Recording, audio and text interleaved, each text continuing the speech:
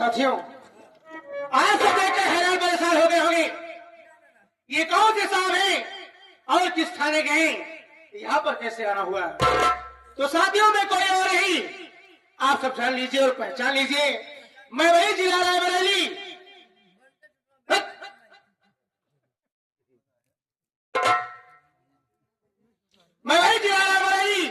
गांव भवानीगढ़ का रहने वाला गंगाराम का दूसरा बेटा गुलाब चंद। और दिन गजरानी चाची को मारने के बाद अपना घर गांव छोड़ करके भाग गया।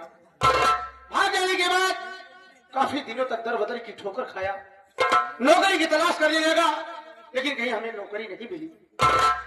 मैं रोड के बगल बैठा था, अचानक मेरे सामने एक गाड़ी आई और उस गाड़ी खड़ी हुई, गाड़ी का कांच उतारा गया। उस गाड़ी के बैठे हुए साहब ने हमें बुलाया, हम उनके पास गए, कहीं जाने के लिए रास्ता पूछने लगे और रास्ता बताने में मेरी आंख से आंसू गिर गए। साहब बोले क्या बात है? अरे यार मैं तुमसे रास्ता पूछ रहा हूं तो इसमें रोनी क्या बात है? तुम्हें बोला कि नहीं सर ऐसी कोई बात नहीं है, कुछ ऐसी बात याद आ गई नहीं कहीं कुछ छुपा रहे हो, बोलो क्या बात है बेटा बताओ। मैं बोला कि सर आप कौन?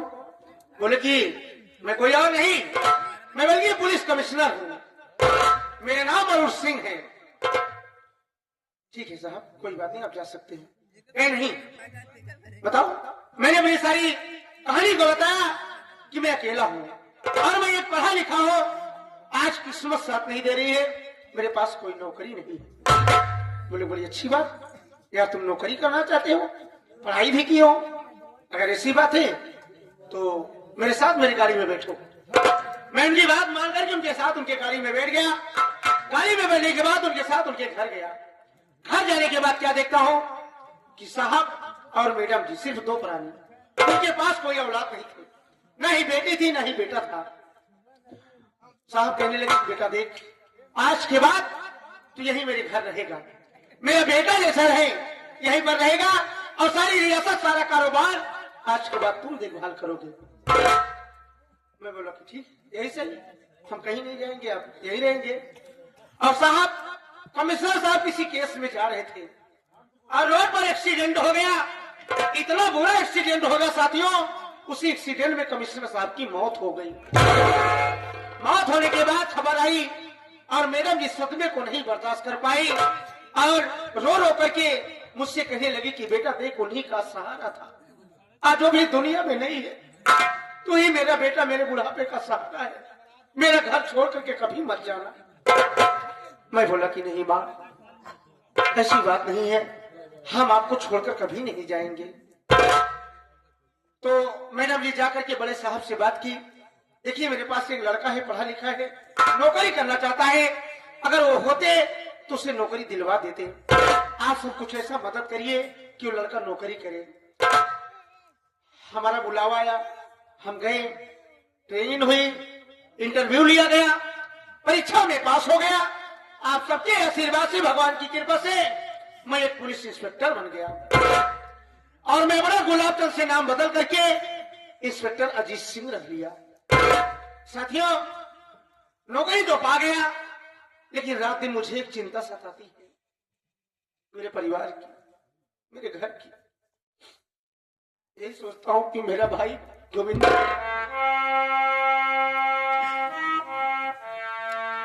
और मेरी बहन गरीब, मेरी बूढ़ी माँ गांव में दूसरे के यहाँ खाना मांगने गई थी, जिसके पास 3-3 बेटे हो, पढ़ा लिखा परिवार हो, उसी की माँ लोगों के सामने हाथ फैला करके खाना मांगे। मजबूरी ऐसी चीज होती है कि बहुत बड़ी परीक्षा लेती है इंसान की। ठीक है, लेकिन भाई गोविंदा, बहन गरिमा, मैं मजबूर था कि वापस लौट करके नहीं आया। और माँ तेरा बेटा मारा नहीं, तेरा बेटा गुलाब जिंदा है और एक दिन तेरा बेटा लौट करके आएगा, तेरा बेटा लौट करके आएगा और दुनिया की सारी खुशी तेरा बेटा तेरे आंचल में डाल देगा। भाभी जी को तो नहीं वापस कर सकता माँ, और मेरा भाई, मेरे भैया के अच्छा यही सोचते होंगे कि जिस भाई को मैं बचपन से लेकर के पढ़ाया लिखाया, अंगुली पकड़ के चलना सिखाया,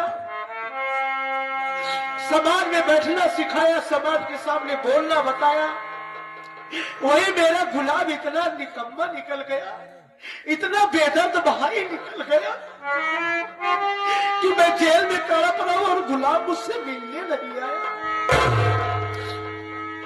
भैया, भैया ज्ञानचंद मुझे माफ कर दो, मैं आपका भाई हूं, मैं कायल नहीं हूं। आपके लिए मुझे दर्द है, लेकिन मेरे हालात कुछ ऐसे थे कि मैं मजबूर था, आपसे मिलने नहीं आ पाया।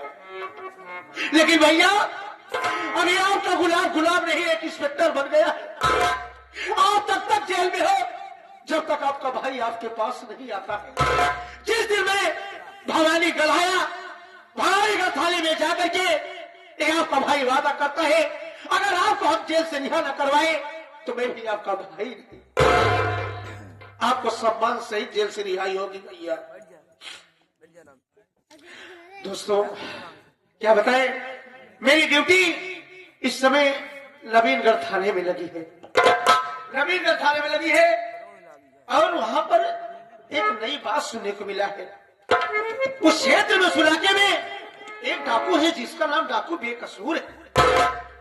वो पूरे इलाके में, पूरे चारों तरफ से तहलका मचा दिया है, हाहाकार मचा दिया है। जिस भी इलाके में, जिस भी क्षेत्र में हम जाते हैं, सिर्फ लोगों के जुबानों पर सिर्फ डाकू बेकसूर का नाम है। और यहाँ तक कि पुलिस प्रशासन काफी दिन से पीछा कर रही है, पकड़ लेना चाहती है, लेकिन आज तक पुलिस प्रशासन वाले डाकू बेकसूर के या उसके कोई साथी को कोई पकड़ ही नहीं पा रहा है।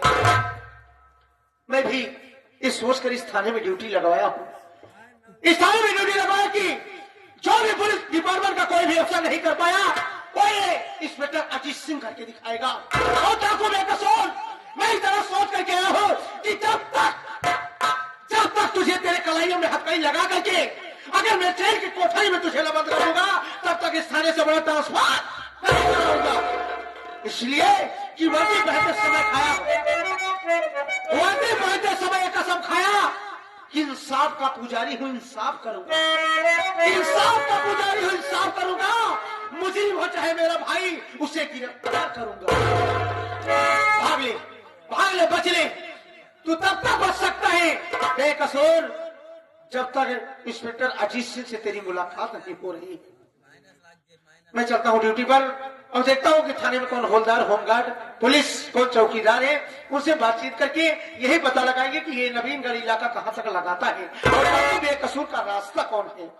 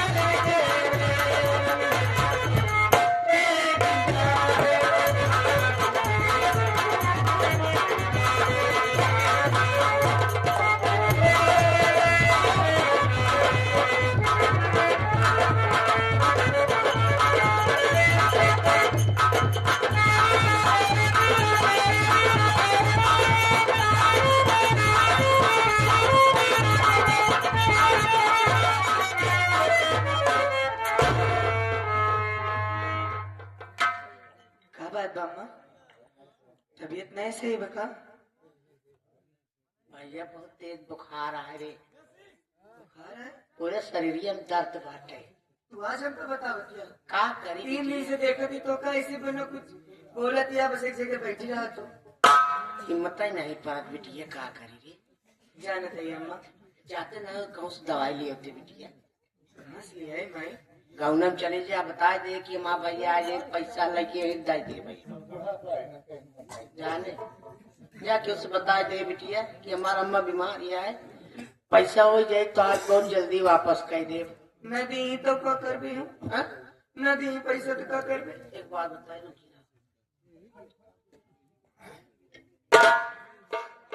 तोरे बाबू के आखिरी निशानी है यार लेने का ले जाए पहले का न बेचे जब मांग ले अगर मांगे पाई जाए तो ठीक बात नहीं देखा बेच के तब दवाई लेके आओ न पा बिटिया ये तोरे बाबू का आखिरी निशानी है हम जब कहीं बैठे अब तक जल्दी आए। अम्मा ये बाबू की आखिरी निशानी तो हमका दे देती है। का करी बिटिया कोनो रास्ता ही नहीं बाटे रे। एक ले तो अम्मा हूँ हाँ लेकिन तोरे दवाई भरे नहीं। हाँ जब हम विदा होए लागल ना पागल तब तो ये काम कर दे अम्मा। बहुत बने लेकिन हमारी तबीयत हमें सोचा कि इतना दिन तक तोरे लगी रही बाबू बाटे नहीं तो बाबू का आशीर्वाद समझ के कर रख ले अम्मा। तो अपने लगे रख दुनिया में सब पत्थर दिल ना बाटे में लेकिन दवाई क्यों न क्यों हमारी मदद तो जरूर करे। तू ही हो कहूँ जाओ जी हम तोरे बड़े दवाई मांगे जरूर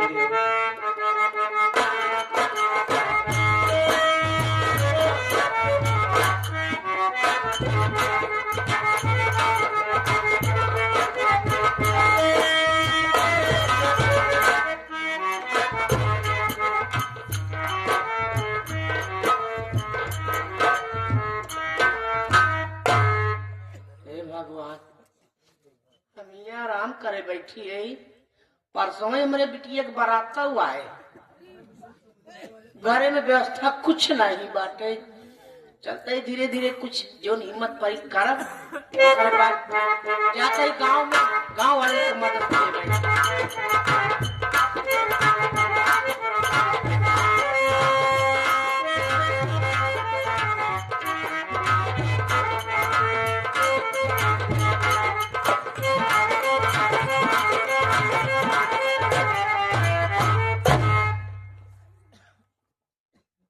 क्या बात है भाभी मुन्ना अब हमसे चला नहीं जात बटे बहुत दूरी लिया चला यहाँ चारों पैती जंगल बटे बहुत तेज हमरे भूख प्यास लाग बटे।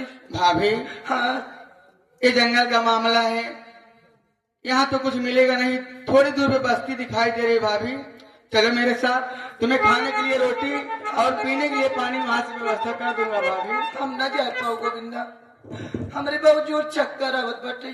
ठीक है भाभी माँ अगर ऐसी बात है तो आप यहीं पे रहना कहीं जाना मत मैं जा रहा हूँ बस्ती से खाने के लिए रोटी पीने के लिए पानी लेके आऊंगा भाभी माँ यहीं पे रहना भाभी कहीं जाना मत हम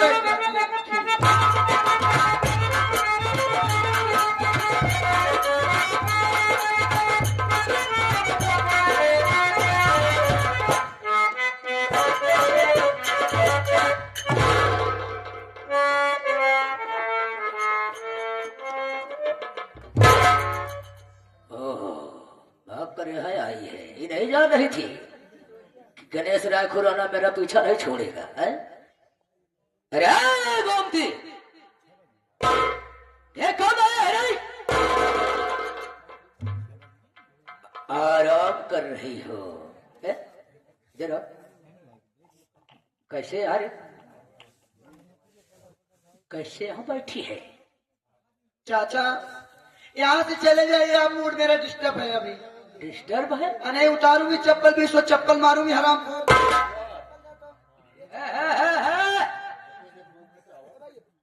चप्पल उठा रही है ये चप्पल मत देना। ये चप्पल यहाँ नदी गाड़ू हो आजा गाड़ू तेरी बाप की दाढ़ी में चप्पल से मारेगी? अरे 2-4 चप्पल है 10-20 चप्पल मारो सब कुछ मंजूर है लेकिन इस जिस्म का कम से कम पानी तो पिला दो तरो ताजा हो जाएगी। चाचा चला जाएंगे से बात है?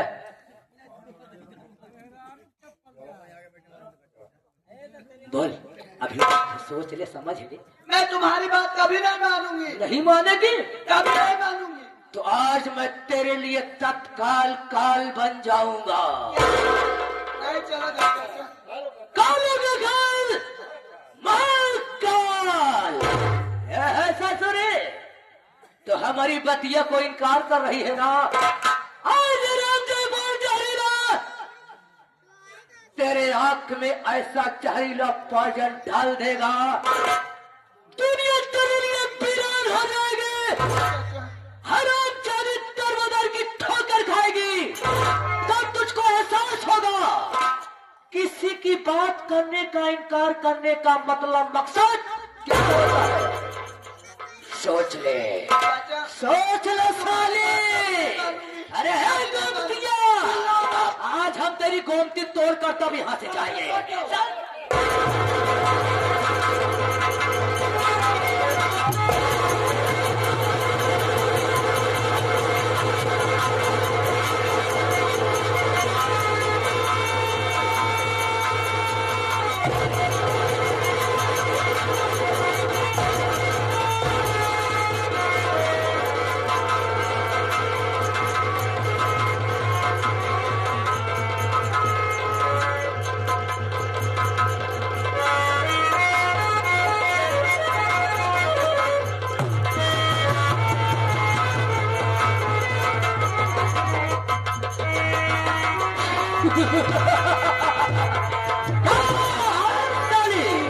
कहा गया है कि जैसे करनी और से भरनी, पूरे काम का पूरा नतीजा न मानो तो करके देखो। जो फंस गया पूजन पूरे कंजर, उतना उसका